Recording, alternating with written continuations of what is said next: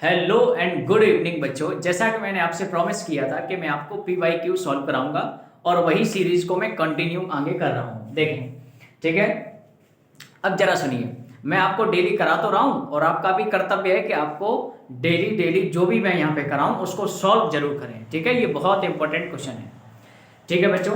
तो ये तो चलो सॉल्व करा रहे हैं। अच्छा, एक बात मैं यहाँ पे कहना चाहूंगा कि आप जो है ये मत समझना कि सर के पास डिजिटल बोर्ड नहीं है तो अच्छा नहीं पढ़ा रहे हैं, ठीक है।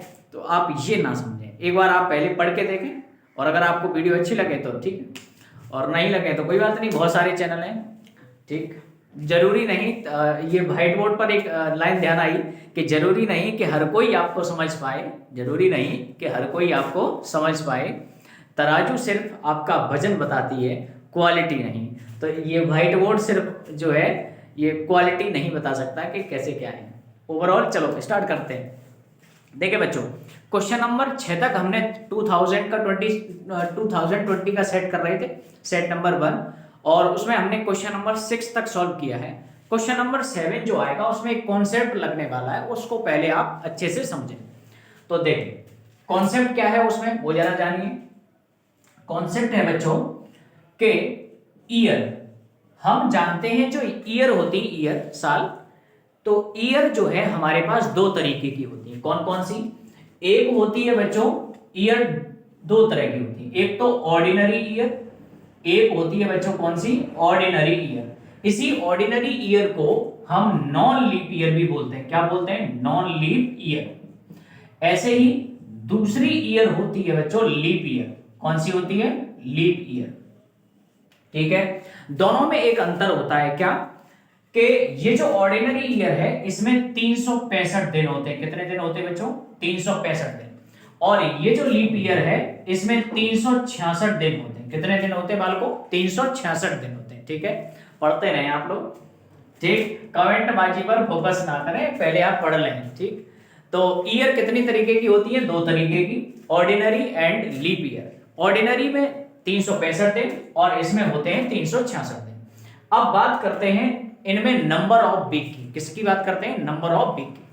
तो नंबर ऑफ वीक पता करने के, नंबर ऑफ वीक का मतलब है एक, इसमें कितने वीक होंगे। तो ध्यान रखें एक वीक में कितने दिन होते हैं? 7। तो हम क्या करेंगे, इसमें कितने वीक है पता करने के लिए 7 का डिवाइड देंगे। जैसे मैं यहाँ डिवाइड दूं 7 का तो नंबर ऑफ वीक पता चलेगा। जैसे 7 का डिवाइड दोगे 365 में। अच्छा एक बार ये बताएं कि ये वीडियो विजिबल है आपको कि नहीं? Audio and video are both clear? Okay, चलिए 7 का भाग दें इसमें। तो 7 पंजे 35 बचा 1, 7 दूनी 14 बचा 1। अब आप देख रहे हैं जब मैंने 7 का भाग लगाया तो इस वाले में ये जो है 52 तो आया क्वोशिएंट, 1 आया रिमाइंडर। तो ये जो क्वोशिएंट आया ये है नंबर ऑफ वीक, और ये जो 1 आया ये है रिमाइंडर, ये है एक्स्ट्रा डे। ये क्या है बच्चों? Extra day. ऐसे ही जब आप इसमें डिवाइड लगाएंगे तो नंबर ऑफ वीक इसमें यानी कि क्वोशिएंट क्या मिलेगा? 52, 52 वीक बनेंगे। और एक्स्ट्रा दिन कितने होंगे इसमें? एक्स्ट्रा दिन इसमें रिमाइंडर 2 बचेगा, यानी कि 2 दिन इसमें क्या होंगे बालकों? एक्स्ट्रा होंगे। 7 का भाग देकर देखना तो यहाँ 52 बार जाएगा और 2 दिन एक्स्ट्रा आएंगे। तो इसमें नंबर ऑफ वीक पूछे आपसे तो कितने बताओगे? नंबर ऑफ वीक इसमें कितने होंगे? इसमें भी 52 वीक होंगे और 1 दिन इसमें छूट जाएगा, एक्स्ट्रा होगा। 1 दिन क्या होगा बच्चों इसमें? एक्स्ट्रा। अब जो आगे आने वाला क्वेश्चन है उसमें मैं इस कॉन्सेप्ट का यूज करूंगा, ठीक है। तो फिलहाल ये जल्दी से नोट करें, फिलहाल ये बच्चों जल्दी से नोट कर लो, जल्दी से नोट करो, ये कॉन्सेप्ट लगेगा, ठीक है। देखिए बच्चों, अब वो जो 2020 का सेट 1 कर रहे थे हम, क्लास 10th वाले बच्चों के लिए था ये, तो उसका क्वेश्चन नंबर 7 आपके सामने होगा। The probability of being 52 Sunday in a leap year. Leap year में 52 संडे हो उसकी प्रोबेबिलिटी बताओ। तो अभी अभी मैंने कॉन्सेप्ट लिखाया था कि लीप ईयर में कितने दिन बताए थे मैंने? 366 दिन बताए थे। और उसमें नंबर ऑफ वीक कितने बताए बच्चों मैंने? 52 वीक बताए। कितने बताए? 52 वीक। और 2 दिन क्या बताए थे बच्चों? एक्स्ट्रा बताए थे। 2 दिन क्या बताए थे? एक्स्ट्रा। अब जरा सुनिए एक बात, 52 वीक का मतलब क्या है? देखो हर एक वीक में एक बार संडे आता है, एक बार मंडे, एक बार ट्यूसडे, ऐसे ही सातों के सातों दिन आते हैं। तो देखो एक वीक में, एक सप्ताह में एक बार संडे आता है, तो 52 संडे कितने सप्ताह में, 52 वीक में 52 संडे आएंगे, यानी कि एक वीक में एक संडे, तो 52 वीक में कितने संडे, तो 52 ही संडे बन जाएंगे, तो 52 संडे आ गए और 2 दिन एक्स्ट्रा है। अब ये 2 दिन एक्स्ट्रा का मतलब क्या है, 52 तो वीक बन चुके, अब 2 दिन एक्स्ट्रा बचे, ये क्या क्या हो सकते हैं वो जरा सुनो। हो सकता है ये 2 दिन कौन कौन से हो सकते हैं, हो सकता है ये संडे या मंडे और हो सकता है ये मंडे और ट्यूसडे हो सकता है ट्यूसडे और वेडनेसडे हो सकता है ये वेडनेसडे और थर्सडे 2 दिन, ये कौन कौन से 2 दिन हो सकते हैं, बस उसकी पॉसिबिलिटी यहां पर लिख रहे हैं। हो सकता है ये थर्सडे और फ्राइडे हो सकता है ये फ्राइडे और सैटरडे हो सकता है ये सैटरडे और संडे तो ये 2 दिन कौन कौन से हो सकते हैं, बस उसकी पॉसिबिलिटी मैंने लिखी है। एक बार मैं चेक कर लूं क्या ये वीडियो विजिबल है, ओके। चलिए बच्चों, तो ये 2 दिन एक्स्ट्रा कौन कौन से होंगे उसकी पॉसिबिलिटी हमने नोट कर ली है। तो ये 2 दिन हो सकते हैं। अब सुनो, 52 संडे, एक वीक में एक संडे, तो 52 संडे तो यही मिल गए। तो अब कुछ बच्चे ये सोच रहे होंगे कि 52 संडे की प्रोबेबिलिटी बताइए क्या होगी, तो फॉर्मूला जानते हैं कि सर 52 संडे तो ये मिल ही गया, तो 52 संडे अपॉन टोटल दिन कितने हैं, लीप ईयर में 366 से भाग दे दो तो आपको प्रोबेबिलिटी पता चल जाएगी। तो आप ऐसा गलत समझ रहे हैं, क्यों गलत समझ रहे हैं, मान लीजिए उस लीप ईयर में, जिस पता नहीं कौन सी लीप ईयर है, बस है एक लीप ईयर, उसमें अगर कोई 2 दिन, देखो हर लीप ईयर में 2 दिन एक्स्ट्रा बचते हैं, तो अगर मान लीजिए ये वाले 2 दिन एक्स्ट्रा हुए तो 52 संडे तो हमें यहां मिल ही चुके थे, एक संडे और यहां मिल जाएगा, तो यहां तो 53 संडे हो जाएंगे उस लीप ईयर में। अगर मान लीजिए वो 2 दिन ये हुए सैटरडे और संडे, तो भी देखो एक संडे और मिल जाएगा हमको यहाँ पर, तो 52 संडे पहले से ही थे, 53 संडे, ये 53वां संडे आ गया, तो हमसे तो प्रोबेबिलिटी 52 संडे की पूछी है, तो सवाल तो फिर गलत हो जाएगा। तो यहाँ पे क्या करेंगे, 52 वीक तो सबके लिए फिक्स है, 52 वीक तो सबके लिए फिक्स है, तो करेंगे क्या सर ये बताओ। तो हम इन 2 दिन में से ऐसा करेंगे कि अगर हम इस वाले और इस वाले केस को छोड़ दें, जैसे ये वाला संडे छोड़ दें, ये वाला संडे छोड़ दें, तो अगर ये 2 दिन हुए, अगर ये 2 दिन ये वाले पेयर चले, तो इसमें तो एक संडे मिल जाएगा, तो 53 संडे बन जाएंगे। तो बस हम 53वां संडे ना हो पाए, हम ये वाला पेयर और ये वाला पेयर हटा देंगे, तो इसकी प्रोबेबिलिटी क्या हो जाएगी, देखो यहां पर यहां ये जो 5 केस हैं, इन 5 केसेस में देखो 52 संडे, देखो यहाँ पे संडे तो नहीं है, यहाँ भी संडे नहीं है, यहाँ भी संडे नहीं मिल रहा, यहाँ भी संडे नहीं मिल रहा, यहाँ भी संडे नहीं मिल रहा। इसका मतलब है ये 5 जगह, ये टोटल कितने पेयर बने, 7 पेयर बने, 7 जगह में 7 टोटल आउटकम बने, उसमें से 5 जगह ऐसी हैं जहां पर एक भी संडे मौजूद नहीं है। तो हमारे यहाँ पे जितने संडे पहले थे 52 उतने ही यहाँ पर रहेंगे। तो इसकी प्रोबेबिलिटी क्या होगी बच्चों, इसकी प्रोबेबिलिटी होगी 5/7। ये 5 लोग लेंगे, ये 2 क्यों नहीं लिए, ये 2 इसलिए नहीं लिए, अगर मान लीजिए ये वाला 2 दिन ले लेते तो इसमें एक संडे और मिल जाता, एक संडे और मिल जाता, इसका मतलब 52 संडे तो हमारे पास पहले से ही है, एक और मिल गया तो 53 संडे हो जाते, इसलिए ये वाला केस और ये वाला केस हटा दिया गया है, इनमें एक एक संडे आ रहा है। तो इसकी प्रोबेबिलिटी क्या होगी बच्चों, 5/7। ठीक है, अगर ये क्वेश्चन बहुत बेहतरीन है, नहीं भी समझ में आया है तो एक बार आप कमेंट कर दें, तो मैं दोबारा से समझाऊंगा नेक्स्ट वीडियो में। ठीक है, अभी फिलहाल इसको नोट करें। तो इसकी प्रोबेबिलिटी क्या आएगी, 5 टोटल केस कितने 7, और ये फिक्स होंगे, ये क्या होंगे, फिक्स होंगे, इनमें आप इनको आप काउंट ना करें, इनकी सबकी प्रोबेबिलिटी क्या होगी, सेम होगी। तो प्रोबेबिलिटी क्या बनी आपकी 5/7। जल्दी से नोट करें।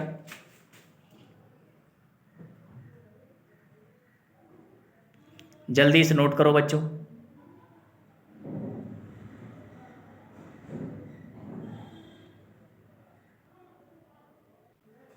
देखो बच्चों, अब बात कर लेते हैं क्वेश्चन नंबर 8 पर। बहुत टाइम दे दिया मैंने उसको समझाने में।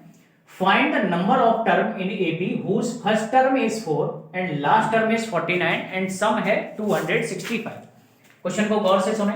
नंबर ऑफ टर्म मतलब n का वैल्यू पूछा है, n का वैल्यू पूछा है। फर्स्ट टर्म को हम किससे डिनोट करते हैं बालकों, a से। तो ए की वैल्यू 4 है। लास्ट टर्म को किससे डिनोट करते हैं? एल से। ये है 49, एल का वैल्यू 49 है, ए का वैल्यू आपके पास 4 है और सम का वैल्यू 265 है। अब एक बात बताओ, ए और अच्छा सम का वैल्यू कितना है? सम यानी एस एन, ये है 265। एस एन का वैल्यू कितना दे रखा है बच्चों? 265 दे रखा है। चलिए अब इसको कैसे सॉल्व करेंगे? देखिए सबसे पहले ए का तो कोई फॉर्मूला नहीं होता है, एल का फॉर्मूला जानते हैं, उसको लिखें। एल का फॉर्मूला होता है ए प्लस, या एक काम करें, ए और एल दिए हैं आपसे, एन का वैल्यू पूछा है, तो एक बात बताओ, मैंने एस एन के 3 फॉर्मूले आपको बताए हैं। एस एन के 3 फॉर्मूले कौन कौन से? N upon 2 twice A plus का एन माइनस 1 इंटू डी, और दूसरा फॉर्मूला लिखवाया था S N equal to N upon 2 A plus A N, और तीसरा लिखवाया है S N equal to N upon 2 A plus A N. तो जरा तीसरे फॉर्मूले को गौर से देखें, N upon 2 A plus L.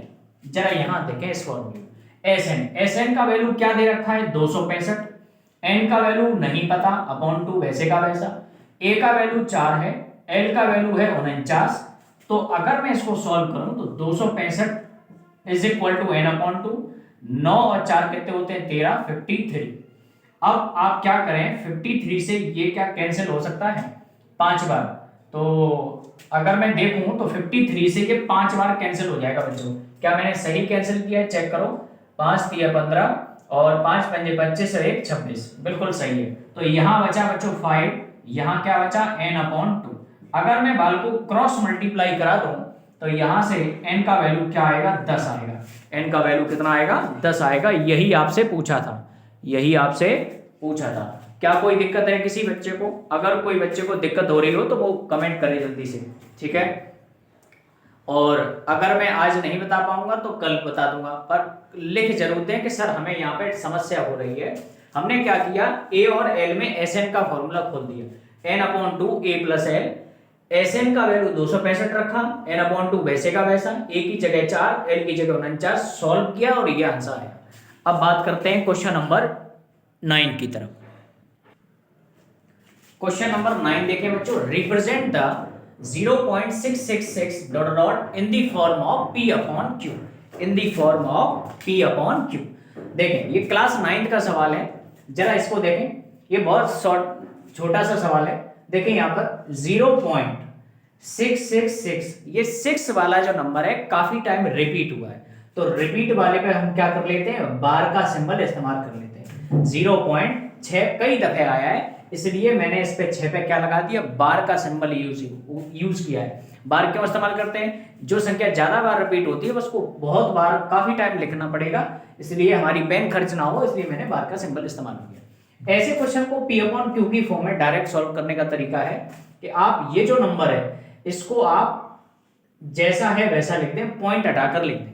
अब ये देखें, जैसे पॉइंट हटा के पॉइंट हटा दें, बार हटा दें, पॉइंट हटा दिया आपने, बार हटा दिया और पूरा नंबर कॉपी कर दें, तो यहाँ क्या बना, 0 और ये 6। अब हम जानते हैं आगे 0 का कोई मतलब नहीं होता है, तो ये क्या बन गया 6 अपॉन पॉइंट के बाद। अब सोचें पॉइंट के बाद ऐसे कितने नंबर हैं जिन पर बार का सिंबल मैंने इस्तेमाल किया है, तो आप कहेंगे पॉइंट के बाद केवल एक ही डिजिट ऐसी है जिसपे बार का सिंबल यूज हुआ है। अब सुनो ट्रिक क्या है, अगर पॉइंट के बाद एक संख्या पे बार हो तो एक बार 9, अगर पॉइंट के बाद 2 संख्या पे बार हो तो 2 बार 9, 3 हो तो 3 बार 9।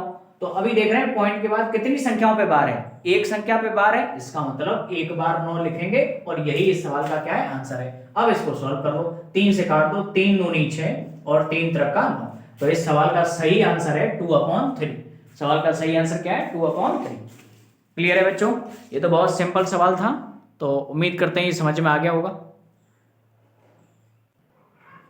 देखिए बच्चों क्वेश्चन नंबर 10 है, उसमें लिखा हुआ है the end point of a diameter A B of a circle. देखिए एक सर्किल है, एक क्या है बच्चों, सर्किल है, ये सर्किल थोड़ा सा गड़बड़ बन गया है,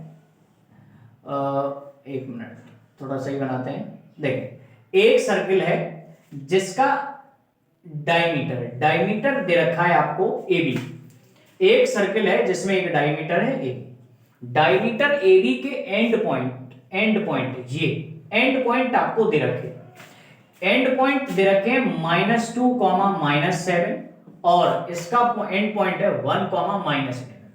एक बात और, डायमीटर जो है हमेशा कहां से निकलती है? सेंटर से। कहां से होकर जाती है? सेंटर से। अब एक बात सुनिए, सेंटर से ये पॉइंट, ये क्या कहलाती है? Distance, radius. सेंटर से ये पॉइंट की डिस्टेंस, ये भी क्या कहलाती है बच्चों? रेडियस। तो हम ये कह सकते हैं, देखो ये ओ ने क्या किया? AB के दो बराबर टुकड़े किए। OB और OA दोनों की वैल्यू क्या है? सेम है। दोनों की वैल्यू क्या है? R है, रेडियस है। तो मैं ये कह सकता हूं जो सेंटर वाला जो पॉइंट है वो ये क्या कर रहा है? सेंटर मिड पॉइंट की तरह काम कर रहा है यहां पर। तो मिड पॉइंट निकालना क्या बताया था मैंने? मिड पॉइंट कैसे निकालते हैं? ये है सेंटर जो यहां पे किसकी तरह काम करेगा? मिड पॉइंट की तरह काम करेगा। तो सेंटर के coordinate, coordinate of centre, centre के कोऑर्डिनेट कैसे निकालेंगे? यानी O के कोऑर्डिनेट कैसे निकालेंगे? तो तरीका मैंने क्या बताया था? पहला जोड़ के आधा, दूसरा जोड़ के आधा। तो भाई पहला नंबर पे कौन है यहाँ? -2 और ये क्या है? 1। तो पहला जोड़ के आधा, कॉमा दूसरा जोड़ के आधा, -7 -11/2। तो ये बन गया। जब आप इसे सॉल्व करेंगे तो यहां बन जाएगा -1/2, ये बनेगा -18/2 यानी कि -9। तो सेंटर के कोऑर्डिनेट आपको क्या बने? -1/2, -9, -1/2, ये आ गया हमारा सेंटर। लेकिन हमसे सेंटर तो पूछा ही नहीं। हमसे क्या पूछा है? हमसे पूछा है कि रेडियस बताओ। क्या बताओ बच्चों? रेडियस बताओ। तो रेडियस कैसे निकालेंगे? देखो O से लेके B, यही डिस्टेंस क्या कहलाई जाएगी? यही डिस्टेंस क्या कहलाई जाएगी? आपकी रेडियस। तो अब हमको डिस्टेंस फॉर्मूला से डिस्टेंस निकालनी है। अच्छा, इसमें एक तरीका और कर सकते हैं। क्या? आप A और B दोनों की डिस्टेंस निकाल लें डिस्टेंस फॉर्मूला से और उसका क्या कर दें? आधा कर दें। तो सीधे सीधे आपको क्या मिल जाएगी? रेडियस मिल जाएगी।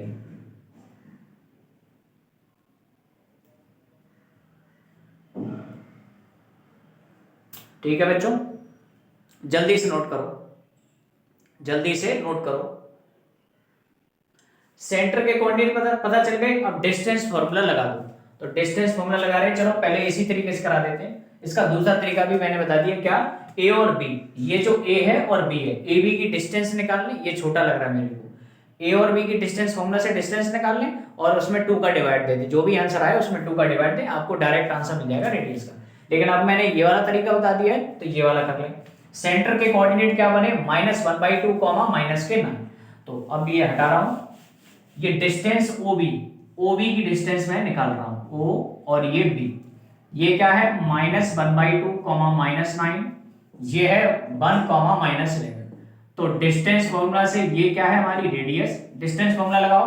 पहला माइनस पहले का होल स्क्वायर, तो 1 माइनस पहला -1/2 का होल स्क्वायर, दूसरा माइनस, ये दूसरा है -11 माइनस दूसरे का होल स्क्वायर।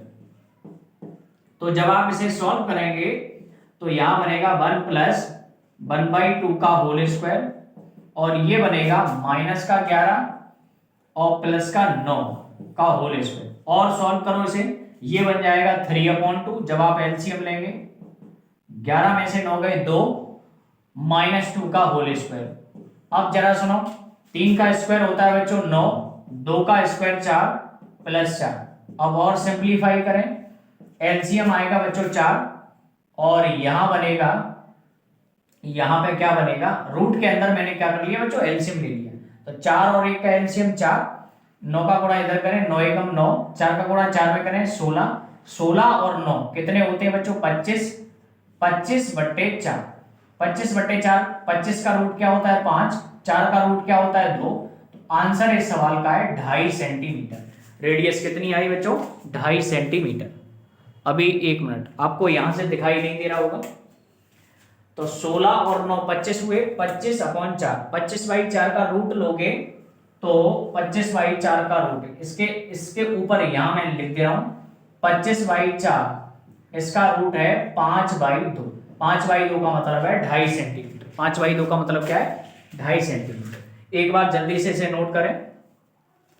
आप इसमें एक मेरी माने तो एक डायरेक्ट तरीका लगाएं, क्या, ए और बी दोनों में लगाएं डिस्टेंस फॉर्मूला, डिस्टेंस निकल के आ जाएगी डायमीटर की, और जो डिस्टेंस आए उसमें 2 का डिवाइड दे दो। चलो मैं करा के दिखाई दे रहा हूं क्या कहना चाह रहा हूं मैं, एक बार पहले इसे नोट करें जल्दी से। रेडियस कितनी आई वालों को 2.5, रेडियस कितनी आई 2.5। चलो मैं दूसरा तरीका करा रहा हूं इसका शॉर्ट वाला, तो ये थोड़ा सा लेंथी हो गया, एक मिनट। जैसे ए और बी क्या है, डायमीटर है, तो डायमीटर की लेंथ, डायमीटर के एंड पॉइंट दे रखे हैं ए और बी, ये डायमीटर है, और हम जानते हैं अगर मैं डायमीटर का आधा कर दूं तो रेडियस मिल जाएगी। तो देखो ये है -2,7, ये है 1,-11। डिस्टेंस फॉर्मूला से डायमीटर की डिस्टेंस निकाल लो, क्या, ये देखो पहला माइनस पहले का होल स्क्वायर, यानी कि -2 -1, पहले में से पहला घटाओ और होल स्क्वायर करो, प्लस दूसरे में से दूसरा घटाओ और होल स्क्वायर करो। ये डिस्टेंस आई कितनी, ये हो गया -3 और ये हो गया -7 + 11, तो ये क्या बना, 3 का स्क्वायर होता है 9, माइनस का स्क्वायर प्लस 11 में 7 गए 4, 4 का स्क्वायर होता है 16, 16 + 9 कितने हो गए 25, और 25 का रूट होता है बाल को 5। तो ये डायमीटर कितना आ गया 5 यूनिट। हमसे पूछा है रेडियस, तो रेडियस क्या होगी, रेडियस होता है डायमीटर का आधा, तो डायमीटर कितना आया 5, तो 5 का आधा करोगे तो 2.5 सेंटीमीटर। ये थोड़ा सा छोटा हो गया उससे, ठीक है, तो पहले नहीं ध्यान दिया उस तरीके पे चले गए, अब ये जल्दी से नोट कर लें।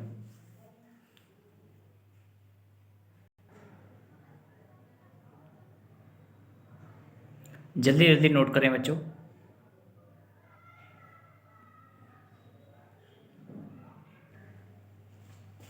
देखिए बच्चों नेक्स्ट क्वेश्चन है, the angle of sector of radius 12 centimetre is 120, it is folded in such a way that by joining its two radius a cone is formed, then the volume of cone। सवाल को दोबारा से समझिए, ये बहुत अच्छा और हैवी सवाल इसने पूछ लिया है, 1 नंबर लायक तो नहीं है ये क्वेश्चन, लॉन्ग में आने लायक है, बट एमसीक्यू में पूछा है तो उसी तरह से आपको इसका जवाब देना चाहिए।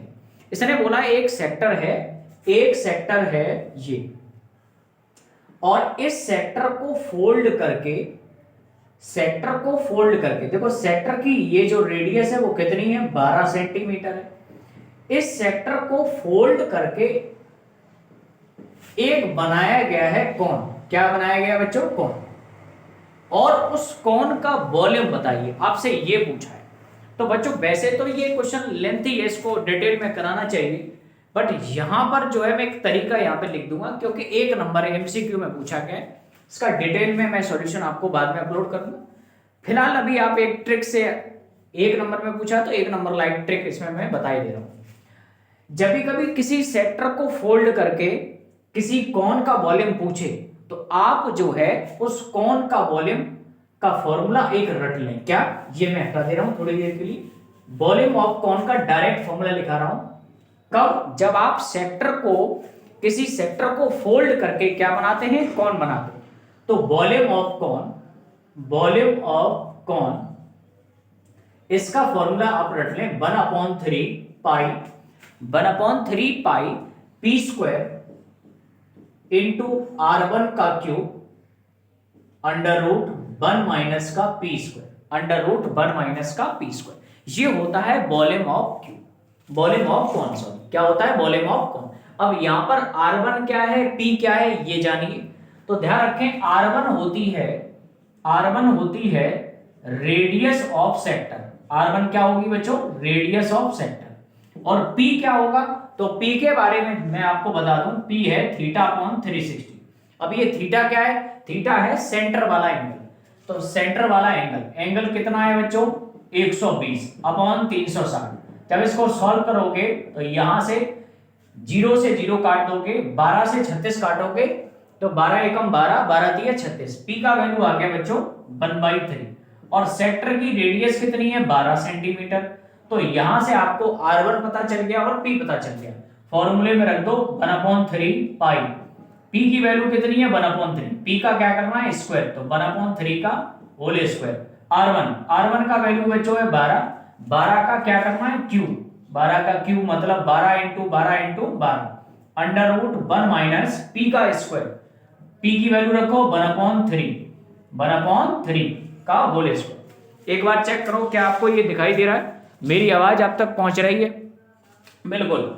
अब यहाँ पे आप देख सकते हैं ये बन गया v इक्वल टू 1/3 पाई वैसे का वैसा, 1 का स्क्वायर 1, 3 का स्क्वायर का मतलब है 3 का स्क्वायर होता है 9, 12 इंटू 12 इंटू 12 अंडर रूट जब सॉल्व करोगे तो 1 माइनस 1/9, रूट में से आप सॉल्व करें तो देखो यहाँ से कैंसिल करना भी चालू कर दो, 3 से ये काटो 4 बार, ऐसे 3 से फिर 3 से काटो 4 बार, फिर 3 से काटो 4 बार, तो ऊपर बन गया 4 चौक 16 चौक 64 64 पाई, ठीक है 64 पाई, नीचे तो कुछ बचा नहीं, इनटू अंडर रूट में जब सॉल्व करोगे यहां लगाओगे 1 एलसीएम लो तो 9 माइनस 1 बनेगा 8, 8/9, तो वॉल्यूम ऑफ कॉन 64 पाई, 8 का रूट होता है 2√2, 9 का रूट होता है 3, 64 दूनी क्या बनेगा बच्चों 128 पाई, और 128 और √2 और पाई अपॉन 3 सेंटीमीटर क्यूब,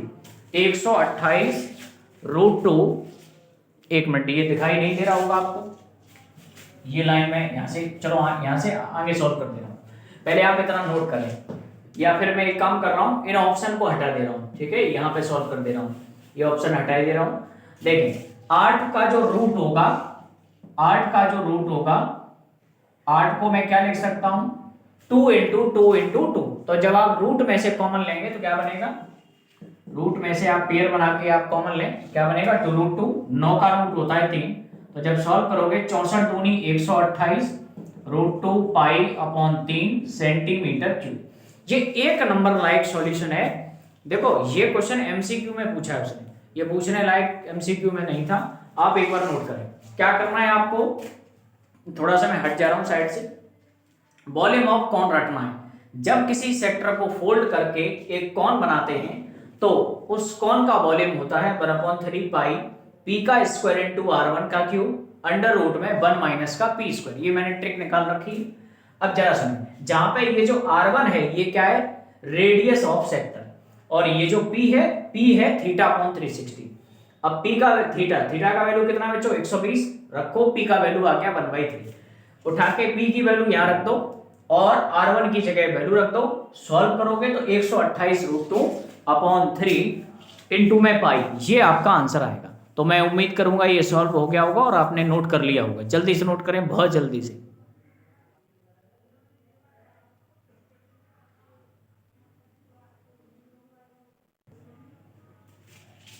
अच्छा एक बात और बच्चों, वीडियो मुझे लग रहा है 30 मिनट की हो गई है, आधा घंटे की वीडियो हो गई, बहुत लेंथी वीडियो हो जाएगी, तो क्या ऐसा करना चाहिए कि वीडियो अभी रोक देना चाहिए? ज़्यादा लेंथी वीडियो क्या है कि बच्चे पढ़ते नहीं ढंग से उसमें, ठीक है, मेरे हिसाब से 30 मिनट की वीडियो ज़्यादा से ज़्यादा होनी चाहिए।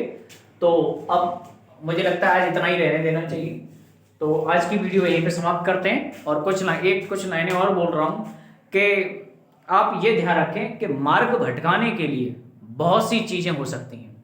क्या है? मार्ग भटकाने के लिए बहुत सी चीज़ें हो सकती हैं, लेकिन मंजिल को पाने के लिए केवल एक रास्ता ही काफ़ी है, एक संकल्प ही काफ़ी होता है। तो बच्चों अब हम कल मिलेंगे। आज की वीडियो में मैंने जितना पढ़ाया मैं उम्मीद करता हूँ आपके समझ में आया होगा, और नेक्स्ट वीडियो में मिलेंगे फिर से पूरी मेहनत के साथ और अच्छे से बेहतर करने की कोशिश करेंगे। जितना भी रह गई हैं, जो भी कमियां रह गई हैं आप कमेंट में मुझे बता सकते हैं, तो मैं उन कमियों को पूरा करूंगा। तो चलिए बच्चों, ठीक है, बाय बाय। एक बार इसको आप लिख जरूर लें या स्क्रीनशॉट ले लें, वो बेटर ऑप्शन है, स्क्रीनशॉट लें और वो ज़्यादा अच्छा रहेगा। चलिए बच्चों बाय, ठीक है बच्चों बाय।